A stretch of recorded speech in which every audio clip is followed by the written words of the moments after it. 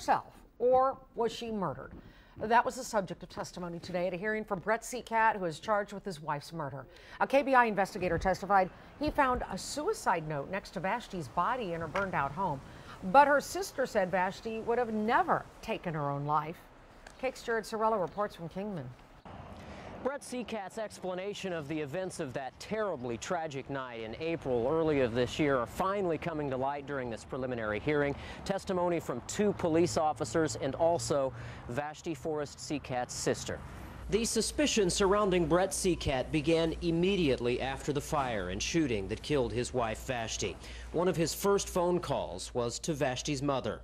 He stated that he was surprised that Vashti's mother had accused him of killing Vashti. The two had had an argument over their impending divorce that night, but Seacat claimed he was sleeping downstairs when he heard a loud pop.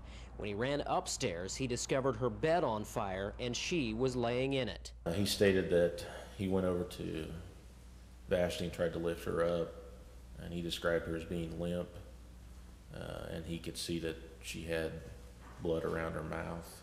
Brett then said he grabbed the kids and ran out to safety. Later, Vashti's sister took the stand. Vashti Seacat, did she ever tell you if she was afraid of her husband? Yes.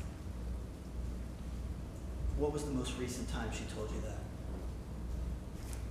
Thursday,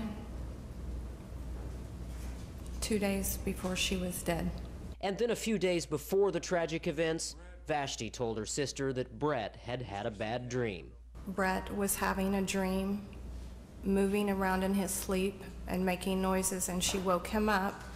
She asked what he was having a nightmare about, and he said about killing her. He was dreaming about killing her. The hearing will continue into Wednesday. Judge Larry Solomon will likely make a decision as to whether to bind Seacat over for a trial next year if there is enough evidence. In Kingman, Jared